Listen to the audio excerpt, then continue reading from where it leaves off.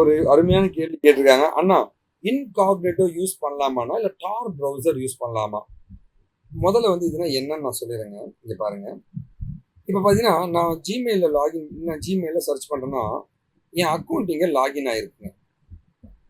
அதாவது Gmailக்கு தெரியக்கூடாது, இந்த Gmailல இருந்து தான் நான் பண்றேன் அப்படின்னு தெரியக்கூடாதுன்னு நெனச்சா, உங்க ஃப்ரெண்ட்ஸ் மொபைல்ல போய் நீங்க லாகின் பண்ணும்போதெல்லாம், இந்த நியூ இன்காக்னிட்டோ விண்டோ இத கிளிக் பண்ணி, others who use this device won't see your activity.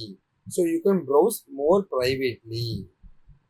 This won't change how did சரி இங்க பாருங்க. Chrome won't save your browsing history, your passwordsங்க, information entered in formsங்க எல்லாமே. சரி ஓகே, இதுதான் இன்காக்னிட்டோ மோட்னு சொல்லலாம். இது கொஞ்சம் சேஃப்டியான ஒரு மோடுங்க. நான் வந்து என் ஃப்ரெண்டோட லேப்டாப்பை யூஸ் பண்ணி Gmail லாகின் பண்றதா இருந்தா இந்த இன்காக்னிட்டோ மோட்ல போய் தான் லாகின் பண்ணுவேன். இது ஒன்று. ரெண்டாவது பார்த்தீங்கன்னா வந்து டார் ப்ரௌசர் அப்படின்னு ஒரு ப்ரௌசர் இருக்குங்க. அண்ணா, இந்த டார் ப்ரௌசர் எல்லாம் யூஸ் பண்ணலாமாண்ணா அப்படின்னு கேட்டிங்கன்னா வந்து கண்டிப்பாக யூஸ் பண்ணலாம். கண்டிப்பாக யூஸ் பண்ணலாம், தப்பு கிடையாதுங்க.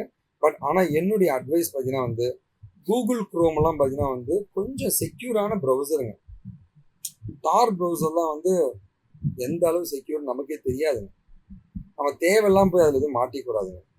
அதனால வந்து என்னுடைய அண்ணனோட அட்வைஸ் என்ன வந்து நீங்கள் கூகுள் குரோமுங்க, ஃபயர்ஃபாக்ஸ் மாதிரி ரொம்ப ஃபேமஸான ப்ரௌசர்ஸை யூஸ் பண்ணுறது நல்லதுங்க. இந்த மாதிரி டார் ப்ரௌசர்லாம் அவாய்ட் பண்ணுறது சேஃபுங்க.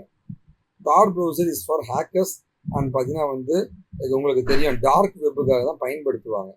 அதனால் அதெல்லாமே அந்த ப்ரௌசர்லாம் யூஸ் பண்ணுறது அவாய்ட் பண்ணுறது நல்லதுங்க. ஓகேவா? உங்களோட ஓன் ரிஸ்க் தாங்க. நான் கூகுள் குரோமை தவிர என்ன ஆனாலும் வேறு எதுவும் யூஸ் பண்ணுறது கிடையாது, சேஃப்டி பர்பஸ்க்காகங்க.